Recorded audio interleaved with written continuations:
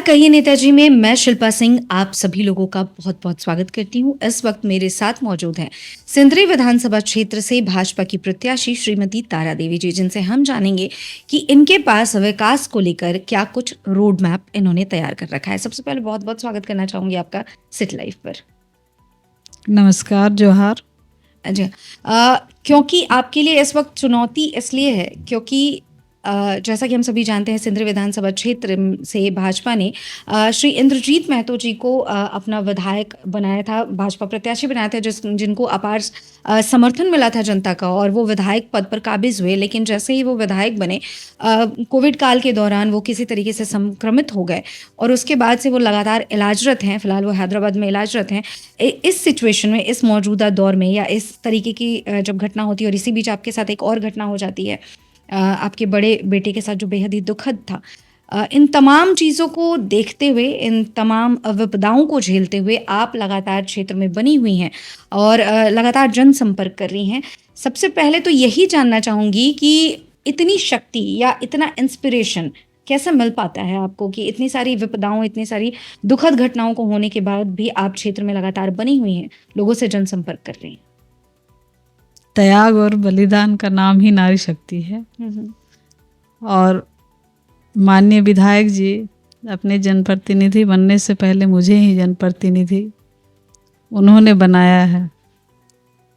ईश्वर शायद पहले से ही योजना बना कर रखते हैं कि इस तरह से होने वाला है, जो कि जनप्रतिनिधि मुझे बनाए और उसके बाद वो बने जनप्रतिनिधि, आपके जिला परिषद सदस्य, फिर वो विधायक का चुनाव लड़े 19 में, उसके बाद विधायक बने।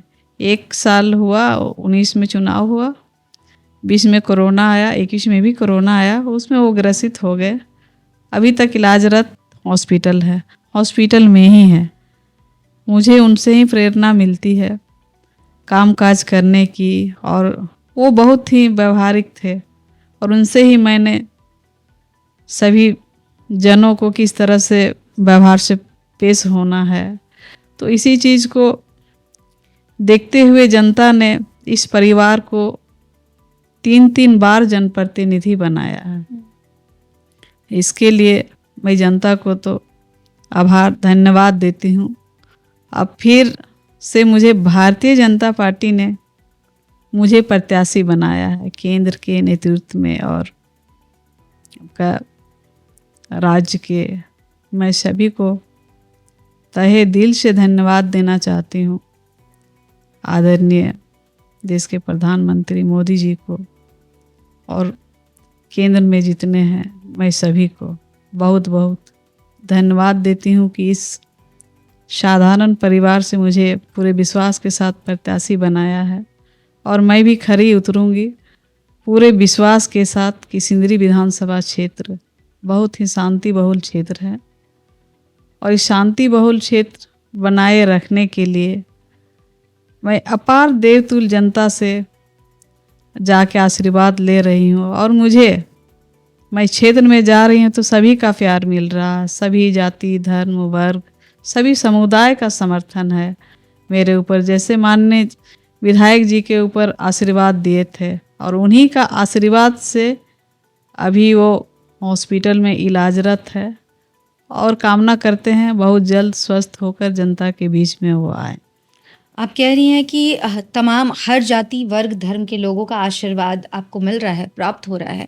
ऐसे में आपकी चुनौतियां भी थोड़ी बढ़ जाती हैं, क्योंकि आप सिंदरी विधानसभा क्षेत्र की जनता को अपना परिवार कहती हैं। तो इस परिवार के विकास के लिए काम करना आपके लिए बहुत ज़्यादा अहम हो जाता है। तो इस सिंदरी विधानसभा क्षेत्र की जो जनता है, उसके विकास के लिए आप क्या कुछ करने वाली हैं? उस क्षेत्र का विकास कैसे हो, इस पर कैसे ध्यान देंगी आप? सिंदरी विधानसभा क्षेत्र में आपका विकास तो हो ही रहा है। जो 2.5-3 साल में मैंने किया है वो उधर 15-20 सालों में नहीं हुआ था।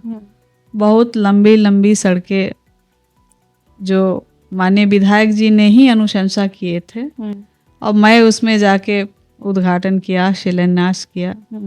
वो 57 रोड दिए थे पूरे सिंदरी विधानसभा क्षेत्र से।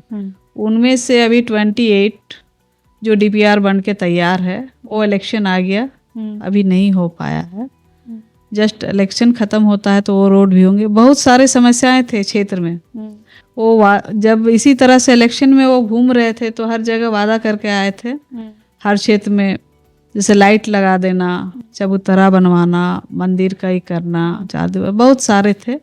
मैं उन्हीं को फॉलो किया कि वो जो बोल के आए हैं वो सारे काम को मैंने किया।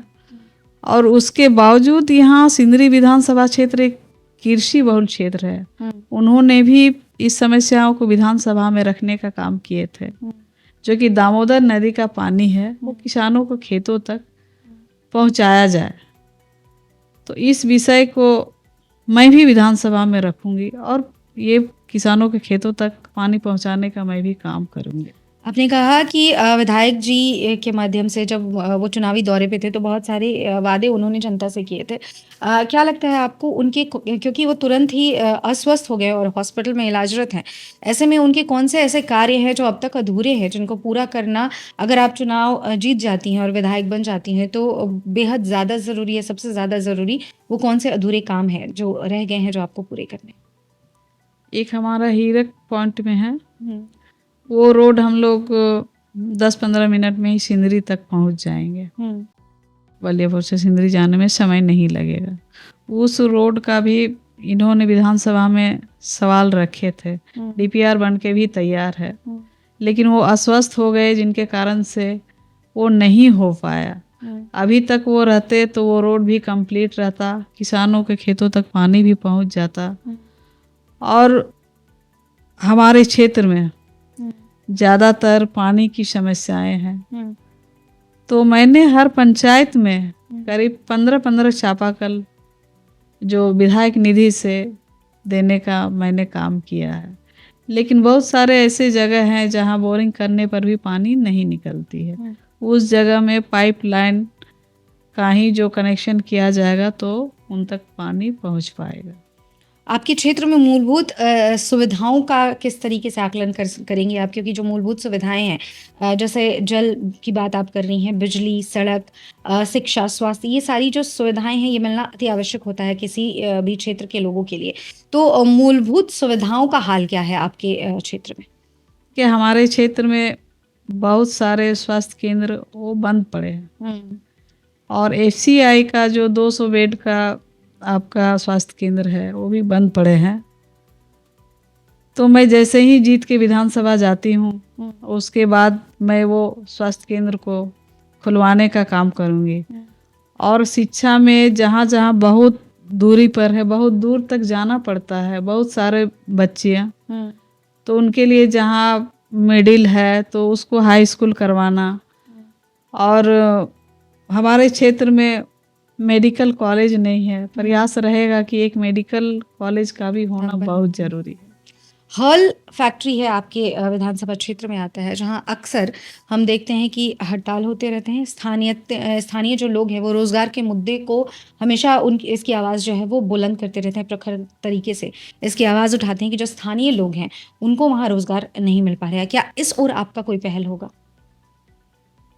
देखिए, ये कारखाना तो बंद पड़े थे और हमारे देश के यशस्वी प्रधानमंत्री जी ने वहाँ फैक्ट्री खुलवाने का काम किए हैं, रोजगार से जोड़ने का काम किए हैं।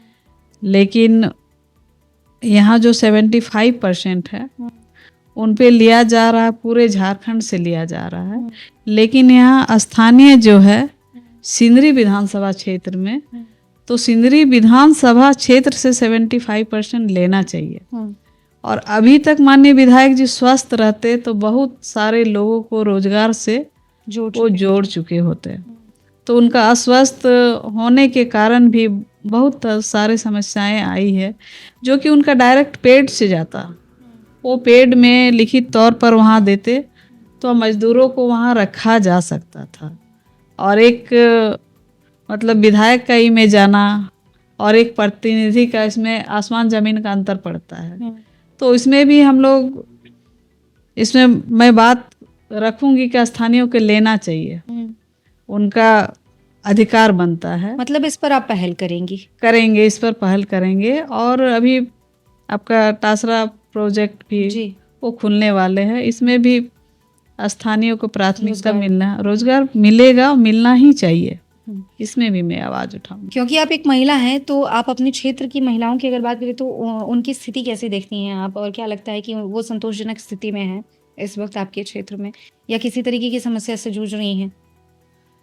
बहुत सारे हैं ऐसे, तो जितने भी महिलाएं हैं समूह से जुड़ी हुई हैं, ये केंद्र सरकार की ही योजनाएं हैं। और हमारी सैया बहनें हैं, बहुत सारे माता समिति हैं, स्कूल में भी जो खाना वाना बनाती है माता समिति के सदस्य हैं, तो उन लोग को बहुत कम मात्रा में पेमेंट मिलते हैं, लेकिन उन लोग को परेशानी बहुत ज़्यादा होता है। 10 बजे जाते हैं, 3-4 बजे लौटते हैं, तो उनके मुताबिक उन लोग को पेमेंट होना चाहिए। इस बात को भी मैं वहाँ पे उठाने की कोशिश वहाँ उठाएंगे, और मिलना ही चाहिए। हर जगह हमारी बहनें भी धरना दे रही हैं कि मिलना चाहिए, तो इसमें उन लोगों की मैं आवाज़ बनकर मैं बात को उठाऊंगी और काम करूँगी। आधी आबादी को देखते हुए जो महागठबंधन की सरकार है उन्होंने मैया सम्मान योजना को लागू किया है। क्या लगता है आपको इसका बहुत ज़्यादा बेनिफिट जो है वो इस महागठबंधन के प्रत्याशी को मिल जाएगा? देखिए, पूरे जो है कि विधानसभा में और पूरे राज्य में जनता जाग चुकी है, जनता परिवर्तन चाहती है, जनता को सब पता है कि ये सरकार जो है कि छलने का काम किए हैं, युवा विरोधी हैं, आपका युवतियाँ जो है वो सुखी नहीं है, माताएं वृद्ध भी जो उन लोग का पेंशन था, अभी पेंशन भी उन लोग को 6 महीना से रोक दिया गया था। और एक इसमें जो नए योजनाएं, हम लोग की तो लाडली योजनाएं जो केंद्र सरकार की थी, वो योजना चल रही थी हम लोग की, तो उस योजना को नाम बदल के चला रहे हैं। तो सबको पता है कि ये 2 महीना के लिए इनका जो है कि योजना, वो 4 साल से 5 साल से उनकी ही तो सरकार थी, तो उस समय क्यों नहीं किए? लास्ट जब 2 माह बचा है तो उसमें कर रहे हैं। तो सबको पता है, जनता जाग चुकी है और जनता परिवर्तन चाहती है कि इस बार परिवर्तन हो और सब सुखी संपन्न से रहे। जैसे आप कह रही हैं कि इस वक्त आप अगर अपनी तरफ से देखें तो वो कौन सी चीज़ें आपको दिखती हैं, कौन से विकास के कार्य आपको दिखते हैं जो आपको करना ही होगा? अगर आप विधायक बन जाती है और जनता आप पे भरोसा जताती है तो बिल्कुल प्राथमिकता से सबसे पहले करेंगी? देखिए, क्षेत्र में बिजली पानी की समस्या ये रहती हैं, तो ये जहाँ तक होता है हम लोग करते हैं और संभावना भी है। बहुत सारे इन्हीं कार्यकाल में मैंने कृषि प्रधान क्षेत्र है हमारे बलियापुर, तो बहुत जगह बड़े बड़े तालाब भी मैंने बनवाए हैं, अनुशंसा किए हैं। और बिजली की समस्याएं तो लगभग बहुत सारे जगह नए ट्रांसफार्मर का भी लगवाने का काम किए हैं। जर्जर जो तार थे वो तार भी मैंने बदलवाए हैं। और यहाँ सिंदरी में जो मेन टाउन में जो बिजली की समस्याएं थी, उनमें बहुत पुराना जो उस समय FCI के समय से जो चल रहा था, उनका भी अभी काम चल रहा है। फरवरी तक अब बिजली की समस्या नहीं रहेगी सिंदरी में। विपक्षी पार्टियों का कहना है कि भाजपा बेहद कमज़ोर स्थिति में है और यही वजह है कि वो बहुत सारी अलग अलग पार्टियों को मिलाकर इस बार चुनाव लड़ रही है। क्या लगता है आपको, क्या वाकई भाजपा कमज़ोर स्थिति में है? भाजपा कभी कमज़ोर नहीं है। और उन लोग जो अपने जो गठबंधन किए हैं 3-4 माले, वो क्या क्या है सब मिलाकर, भाजपा तो अपने ही मतलब कि मजबूत पार्टी है जो देश को चला रही है। और झारखंड अलग राज्य भाजपा का ही देन है। जब वो अपने राज्य भाजपा का देन है तो भाजपा ने झारखंड को बनाया है, तो भाजपा ही झारखंड को संवारेगी। युवाओं की अगर बात करें, क्योंकि बेरोजगारी एक बहुत अहम मुद्दा है, जैसे ही मूलभूत समस्याएं खत्म होती हैं वैसे ही एक रोजगार का मुद्दा जो है वो सर उठाए खड़ा रहता है, क्योंकि रोजगार नहीं होने की वजह से यहाँ पलायन की स्थिति बहुत ज़्यादा है और युवा जो है वो पलायन यहाँ से कर रहे हैं। तो इसको रोकने का कोई प्रयास करेंगी या इसके ऊपर कोई पहल करने की योजना है आपके पास ताकि रोजगार ज़्यादा से ज़्यादा मिले? हमारे घोषणा पत्र में भी है कि हमारे भारतीय जनता पार्टी बहुमत की सरकार बनती है और हमारे जितने युवा वर्ग जो बेरोजगारी से जूझ रहे हैं उनको 5 लाख युवाओं को नौकरी रोजगार देने का काम करेंगे। बहुत सारे रिक्त पद पड़े हुए हैं, उन पे वैकेंसी निकालेंगे, रोजगार से जोड़ेंगे, स्वरोजगार से जोड़ने का काम करेंगे युवाओं को। और बेरोजगारी तभी दूर होगी जब हमारे राज्य में सभी वर्ग का वैकेंसी निकाला जाएगा, तभी बेरोजगारी दूर हो सकती है। और हम लोग की सरकार जैसे ही बनती है, हम लोग कैबिनेट में बहुत प्रमुखता के साथ हम लोग कैबिनेट में पास करेंगे और रोजगार से भी हम लोग जोड़ने का काम करेंगे भारतीय जनता पार्टी। मोदी जी का अभी तुरंत ही दौरा हुआ था और उन्होंने ये कहा था कि अगर भाजपा, जैसे आपने कहा, भाजपा ही है जो झारखंड को बचा सकती है, और जो महागठबंधन की सरकार है उन्होंने हमेशा से सिर्फ और सिर्फ छलने का काम किया है। इस बात से कितना इत्तेफाक रखते हैं आप? अभी जो सरकार है वो सबको पता है, लूट की सरकार है, लूट मची हुई है। उन्होंने जैसे बालू से तेल निकाल रही है ये पार्टी, तो सब जनता जाग चुकी है और जनता परिवर्तन चाह रही है। उनका करतूत से कहीं भी छुपा नहीं है, सभी लोग जान रहे हैं। और इस बार राज्य में परिवर्तन तय है, भारतीय जनता पार्टी की सरकार बनेगी, बहुमत की सरकार बनेगी। बांग्लादेशी घुसपैठियों की बात जो है वो भाजपा बड़ी ही प्रमुखता से उठा रही है, क्या लगता है इसका कोई बेनिफिट मिलेगा? देखिए, भारतीय जनता पार्टी घुसपैठिया जो घुस रहे हैं ना, उस पे तो रोक लगाएंगी ही। अगर उन पे रोक नहीं लगाएगा तो हमारा देश पाकिस्तान बन जाएगा। तो इसलिए इसको रोकना बहुत ज़रूरी है और इसके लिए भारतीय जनता पार्टी को सत्ता में आना भी बहुत ज़रूरी है। जो जनता इस वक्त आपको सुन रही है उनसे क्या कुछ कहना चाहेंगी, क्या कुछ अपील करना चाहेंगी? जनता से मैं इतना ही अपील करना चाहती हूँ कि आज एक किसान का बेटा को विधायक बनाए थे और वो अभी भी हॉस्पिटल में, अस्पताल में उनका इलाज चल रहा है, अस्वस्थ है।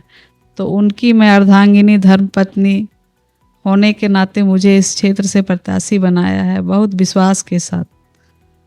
तो मैं जनता से अपील करती हूँ कि अपना घर की बेटी, गांव की बहू, घर की बहू समझकर, उनके एक परिवार की, मैं जनता की परिवार की मैं भी एक सदस्य हूँ, वो सदस्य समझकर मेरे ऊपर आशीर्वाद दे। देवतुल्य जनता को, जनता जनार्दन को मैं अपील करती हूँ कि कमल फूल छाप में 1 नंबर में बटन दबाएं और गांव की बहू को, घर की बेटी को विजय बनाएं और एक सेवक बनकर सेवा करने का मौका दें।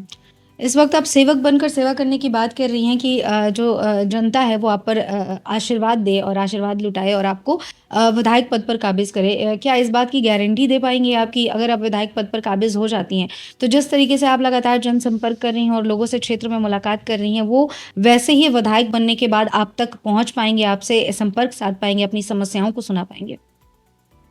प्रयास तो पूरा रहेगा कि जिस तरह से मैं अभी वोट के लिए अपील करने के लिए जा रही हूँ, तो उस समय भी जाकर जो भी समस्याएं हैं जाकर मैं सुनूंगी, समझूंगी कि क्या समस्याएं हैं, फिर उस समस्याओं पर मैं समाधान करूंगी।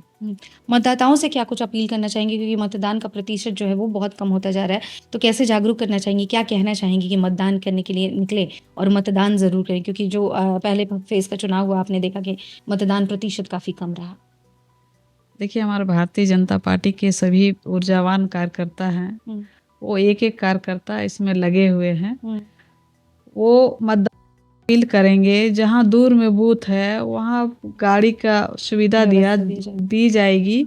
और चूंकि छोटे दिन है, बहुत जल्दी शाम हो जाती है, तो पहले सुबह से ही 6 बजे 7 बजे से लाइन में लग जाएंगे।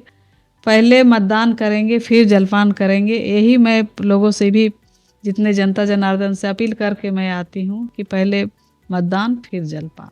चलिए बहुत-बहुत शुक्रिया हमसे बातें करने के लिए। जी हाँ, तो आप सुन रहे थे सिंदरी विधानसभा क्षेत्र से भाजपा की प्रत्याशी श्रीमती तारा देवी जी को, जिन्होंने कहा कि जिस तरीके से वो इस वक़्त जनसंपर्क कर रही हैं, लोगों से मुलाकात कर रही हैं, इस कार्य को वो आगे भी बढ़ाएँगी और अगर जनता उन पर आस्था व्यक्त करती है, विश्वास जताती है और उन्हें विधायक पद पर काबिज़ होने का मौका देती है, तो बतौर विधायक वो लोगों से मिलती-जुलती रहेंगी, इतनी रीचेबल रहेंगी कि जो जनता है वो अपनी समस्या इन तक आसानी से आकर पहुंचा पाएगी और उनका भरसक जो समाधान करने का जो प्रयास होगा वो ये पूरी तरीके से अपनी तरीके से ये करने की कोशिश करेंगी। साथ ही साथ इन्होंने ये अपील भी की कि 20 तारीख को मतदान है, चुनाव के लिए जो मतदान होना है, वोटिंग होना है, तो मतदान के लिए बाहर आए, अपने अपने घरों से बाहर निकलें और इस बार जो प्रतिशत पहले फेज़ में जो कम हुआ है उसको बढ़ाने की कोशिश करें, मतदान करें और अपने विवेक से फैसला लें। प्रत्याशी चाहे जिसे भी आप चुनें, जो भी आपके विवेक से अच्छा प्रत्याशी या अच्छे जनप्रतिनिधि नज़र आते हैं, आप उनको वोट करें, लेकिन अपने मत का प्रयोग ज़रूर करें, अपने मौलिक अधिकार का प्रयोग ज़रूर करें। फिर मुलाकात होगी आपसे कहिए नेताजी की अगली कड़ी में। किसी और प्रत्याशी से बात करेंगे, जानने की कोशिश करेंगे कि विकास को लेकर उनका मुख्य एजेंडा क्या है।